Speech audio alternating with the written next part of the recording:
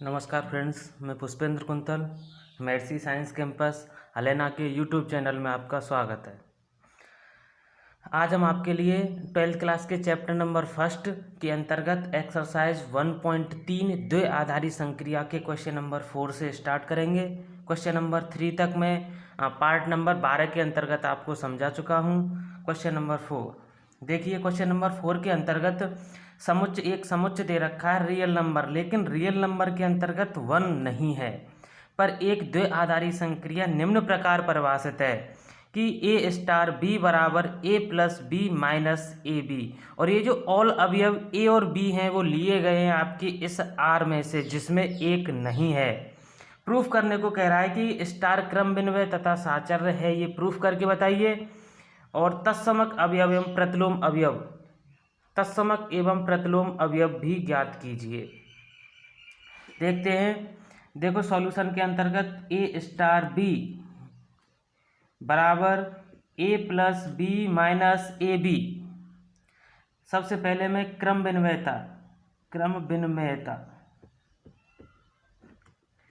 विन्वयता के अंतर्गत ए star B बराबर A plus B minus A B कहाँ से लिखा मैंने? प्रश्न में दे रखा है।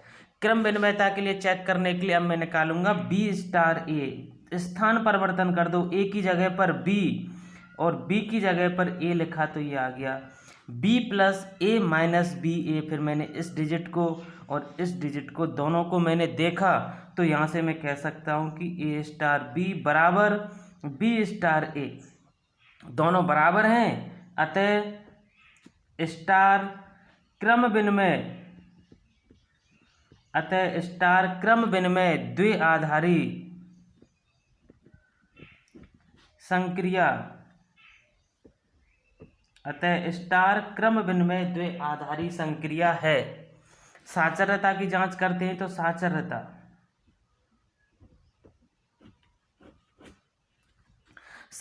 के लिए आपको पता होना चाहिए क्या बराबर करना होगा मुझे, ए स्टार बी स्टार सी लिखना, फिर यहाँ भी ए स्टार बी स्टार सी। अब की बार देखो कोष्टक ए और बी पर, फिर यहाँ पे कोष्टक। अगर ये कंडीशन बराबर आती हैं दोनों, उस कंडीशन में कह सकता हूँ स्टार साहचर्य द्वि आधारी संक्रिया है। अब देखना ए स्टार बी स्टार सी, कोष्टक लगाया है मैंने ए और बी की पर, इसमें संक्रिया लगाऊंगा, इसमें लगाऊंगा ओनली। देखो स्टार सी तो अपनी जगह पे है ये वाले, इसके अंतर्गत यही प्रश्न में जो दे रखी है क्या लिखूंगा? A plus B minus A B. गलती होने के चांसेस कम रहे इसलिए आपको क्या कर लेना यहाँ पे, माना A plus B minus A B, A plus B minus A B बराबर पी। तो मेरा सवाल हो जाएगा A star B star C बराबर पी स्टार सी। फिर वापस वही प्रश्न में जो मुझे दे रखी थी, ए स्टार बी बराबर A plus B minus A B. यहाँ पे मैं अप्लाई करूँगा इसी संक्रिया को, तो ये होगा P plus C minus P C. जब पी की वैल्यू पुट करेंगे A plus B minus A B plus C minus A plus B minus A B, और इसमें इनटू होगा सी का। जब इसका अंदर गुणा करेंगे A plus B minus A B plus के सी, अंदर गुणा करेंगे और इस माइनस का भी अंदर गुणा करूंगा तो ये होगा माइनस के ए सी माइनस के बी सी और प्लस के ए बी सी। तो मेरा पूरा सवाल हो जाएगा A star B star C equal to A plus B plus C minus A B minus B C और माइनस सी ए और प्लस के ए बी सी। अभी मैंने ये निकाला है बस, अब मैं दूसरा निकालूंगा।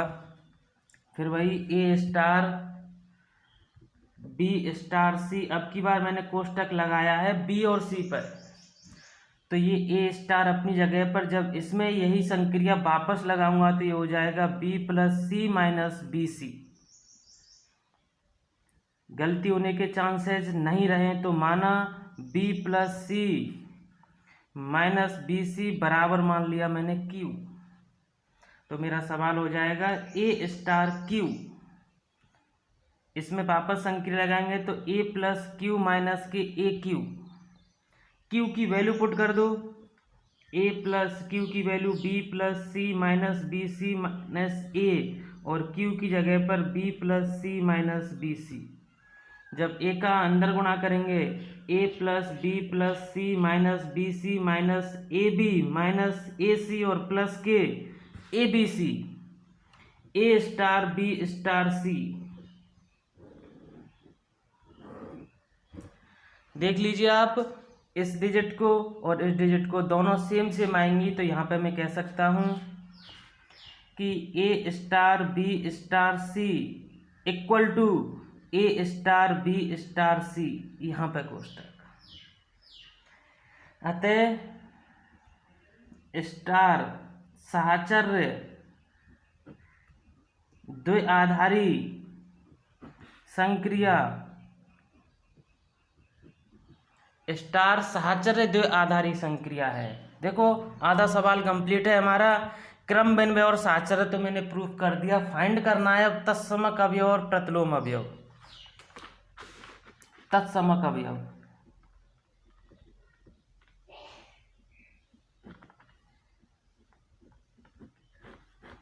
तत्समक अवयव की कंडीशन पता होनी चाहिए आपको। तत्समक अवयव की कंडीशन है कि ए स्टार ई बराबर ई स्टार ए बराबर ए स्टार ई बराबर ई स्टार ए बराबर में ए, तब ई स्टार का तत्समक अवयव होगा, तब जाके ई जो है वो स्टार संक्रिया का तत्समक अवयव कहलाएगा। अप्लाई करो, ए स्टार ई लिख लो चाहे ई स्टार ए लिख लो, बराबर में ए। इसमें संक्रिया लगाओ जो दे रखी थी, दोनों को जोड़ दो, ए प्लस ई घटा दो दोनों के गुणनफल को, बराबर में ए। यहाँ से आपको देखो ए से तो ये ए कट जाएगा, जब ई कॉमन निकालेंगे तो 1 माइनस ए बराबर में बचा 0, तो ई बराबर 0/1 माइनस ए। 0 में किसी का भी भाग दो तो वो आएगा 0। तत्समक अवयव आ गया हमारा ई बराबर 0। अब निकालते हैं प्रतिलोम अवयव।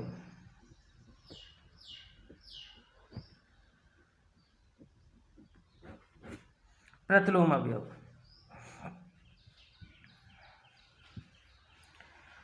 प्रतिलोम अवयव की कंडीशन ए स्टार बी बराबर बी स्टार ए बराबर ई, तब बी को ए का प्रतिलोम अवयव कहेंगे, कहते हैं। बी को ए का प्रतिलोम अवयव कहेंगे इस वाली कंडीशन में। तो देखिए कंडीशन अप्लाई करते हैं, ए स्टार बी अर्थात ए इनवर्स बराबर होगा बी के। अप्लाई करो ई, संक्रिया लगाते हैं तो A plus B minus A B, और ई का मान पुट करता हूं मैं 0, ई का मान आ गया 0। अब मुझे यहाँ से निकालना है बी का मान। अब देखिए जब बी का मान निकालेंगे तो इस ए को इधर ट्रांसफर करेंगे, बी माइनस ए बी बराबर माइनस ए, बी कॉमन निकालेंगे 1 माइनस ए, तो बी बराबर -a/1 माइनस ए। नीचे से माइनस कॉमन निकाल के ऊपर वाले माइनस को काटता हूँ मैं, तो -a/ माइनस कॉमन a-1, तो b बराबर माइनस नहीं प्लस, ये दोनों कट जाएंगे, तो ये आ जाएगा a/a-1। तो ए बी को लिख सकता हूँ मैं ए इनवर्स बराबर a/a-1। ये आपका ए का प्रतिलोम अवयव आ गया, a/a-1। यहाँ पे आपका 1.3 एक्सरसाइज का क्वेश्चन नंबर 4 है। अब देखते हैं अगला क्वेश्चन नंबर 5। 5वां क्वेश्चन संक्रिया सारणी है। संक्रिया सारणी बनाते हैं, देखो कैसे।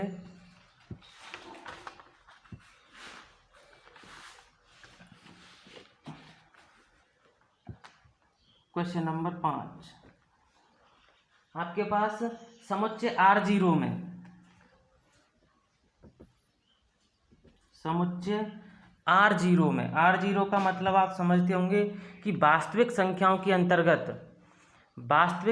के अंतर्गत जीरो को छोड़कर सभी संख्याएं जो होती हैं वो R0 के अंतर्गत आती हैं। समुच्चय R0 में चार फलन निम्न प्रकार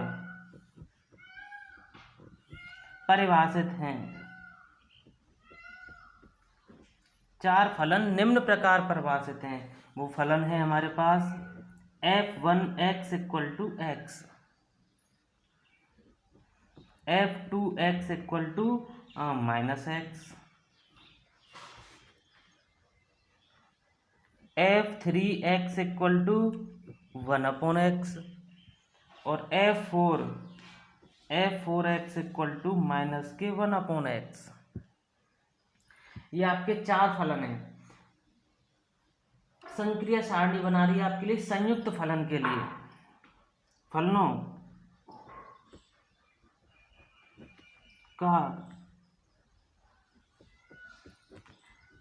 का संयुक्त फलन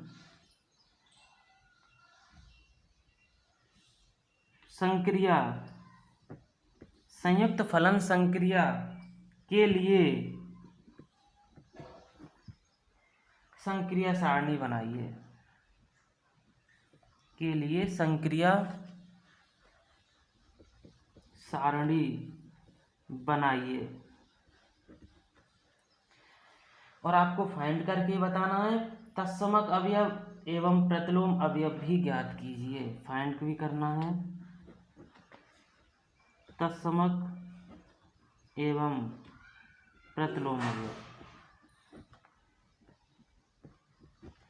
तत्समक एवं प्रतिलोम अवयव भी फाइंड करके बताना है आपको। देखिए, सबसे पहले तो मैं सारणी आपके लिए बनाता हूँ, फिर इस सारणी को कंप्लीट करना होगा मुझे।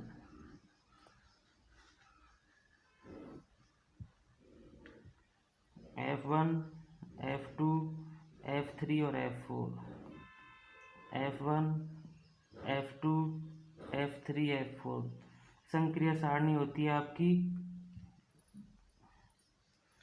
ये संयुक्त फलन की संक्रिया है। F1, F2, F3 और F4। यहाँ भी F1, F2, F3 और F4। ये आपको पूरी संक्रिया सारणी फिल करनी है, भरनी है। देखो भरते हैं कैसे। सबसे पहले इस वाले कॉलम को भरने के लिए मैं क्या करूँगा, F1 इसमें ये वाली संयुक्त फलन की संक्रिया O और यहाँ भी F1 है तो F1, और अगर यहाँ पे मैं X लेता हूँ संयुक्त फलन की संक्रिया से, अगर हम इसको खोलेंगे तो ये होगा F1 बड़े कोष्टक के अंतर्गत F1x। देखिए F1x का मान हमें पता है, F1x का मान है x। देख लीजिए F1 और इसकी जगह पर मैं लिख सकता हूँ x। फिर वापस आ गया F1x, तो F1x की जगह फिर वापस लिख सकता हूँ मैं x, और ये x किसका मान है, F1 का ही है, तो मैं इसकी जगह पर वापस लिख सकता हूँ F1। तो इस वाले कॉलम में आएगा मेरा F1। इस वाले कॉलम को भरने के लिए देखिए, इस वाले कॉलम के लिए क्या आएगा, F1 बीच में संयुक्त फलन की संक्रिया 0 और ये आएगा F2 और यहाँ पे x लिखेंगे तो क्या आएगा, खोलो, संयुक्त फलन की संक्रिया से F1 और बड़े कोष्टक के अंतर्गत F2x। F1 F2x का मान कितना है, -x, यहाँ पे -x। देखो F2x का मान -x है। देखो F1 -x है। F1 अगर देखो इस जगह पर x होता तो भी मैं x लिखता।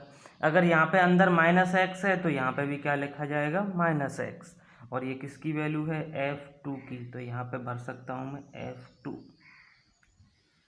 इसी प्रकार आपको पूरी संक्रिया भरनी है, पूरी संक्रिया सारणी है।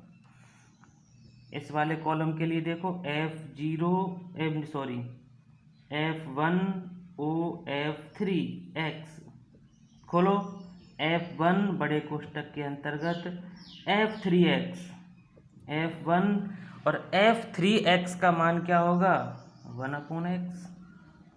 देखो गलती ना हो इसलिए ऐसे भी कर सकता हूँ मैं, यहाँ पे माना 1/x इक्वल टू वाई, तो ये हो जाएगा f(1y). f(1x) तो x, f(1y) तो y, और y की जब वैल्यू पुट करेंगे 1/x, और 1/x का मान किसके बराबर है, f3 के, तो यहाँ पर मैं लिख सकता हूँ f3। तो इस वाले कॉलम में आएगा आपका f3। अगले कॉलम को भरते हैं, f1 f4x, खोलेंगे f1 बड़े कोष्टक के अंतर्गत f4x, f1 f4x का मान है माइनस के 1/x, गलती ना हो इसलिए माना -1/x इक्वल टू वाई, तो ये हो जाएगा f1y, f1y का मान ये रहा, f1x तो x, f1y तो फिर यहाँ पे y, यहाँ पे देख लीजिए, तो ये हो जाएगा हमारे पास y, और y की जब वैल्यू पुट करेंगे तो -1/x, और -1/x की जगह पे लिख सकते हैं f4। तो इस वाले कॉलम को भरने के लिए आ गया हमारा f4।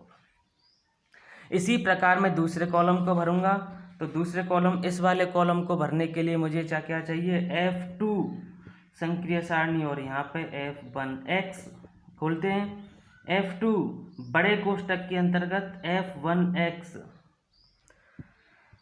f2 और f1x की वैल्यू x दे रखी है मुझे, और f2x की वैल्यू -x, और -x किसकी वैल्यू है, f2 की, तो इस वाले कॉलम में आएगा आपका f2।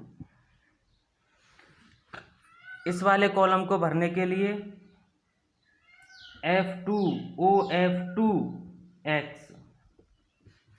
तो ये होगा f2 बड़े कोष्टक के अंतर्गत f2x, f2x की जगह -x, देखो f2 + x की जगह -x, तो -x की जगह वो माइनस माइनस प्लस होके आएंगे, तो यहाँ पे आएगा -x + x, तो इस x की जगह पर क्या लिख सकता हूँ मैं, x किसका मान है, f1 का, तो इस वाले कॉलम में आएगा आपका f1। इसी प्रकार आगे बढ़ता हूँ मैं, इस वाले कॉलम को भरने के लिए मैं निकालूंगा f2 f3, देखिए f2 संयुक्त फलन की संक्रिया f3 और यहाँ पे x, खोलेंगे f2 संयुक्त बड़े कोष्टक के अंतर्गत f3x, f2 है ही, f3x की जगह लिख सकता हूँ मैं 1/x, f3x की जगह 1/x, और f2 1/x की जगह पर क्या लिखा जाएगा, जैसे अब चलो गलती ना हो इसलिए मान लेता हूँ मैं, माना 1/x इक्वल टू वाई, तो ये हो जाएगा f2y, और f2y की जगह लिखेंगे हम -y, और y की जब वैल्यू पुट करेंगे तो -1/x, इसकी जगह पर क्या लिखेंगे, f4। तो यहाँ पर क्या आ जाएगा हमारे लिए, इस वाले कॉलम में आएगा f4। आगे बढ़ते हैं, इस वाले कॉलम में f2 f4 निकालेंगे, f2 संयुक्त फलन की संक्रिया O और f4x, f2 और बड़े कोष्टक के अंतर्गत f4x, f2 f4x की जगह -1/x, और f2 गलती ना हो, देखो फिर मैं वापस कर रहा हूँ, माना -1/x इक्वल टू वाई, तो f2y, और f2y होगा -y, और -y की वैल्यू प्लस के 1/x, और इसकी जगह पर f3, तो ये वाला कॉलम भरा जाएगा हमारे पास, यहाँ पे आएगा f3। इसी प्रकार f3 वाली, इसको भरेंगे, इस वाले कॉलम को भरेंगे, तो इसको भरने के लिए चाहिए f3 OF1,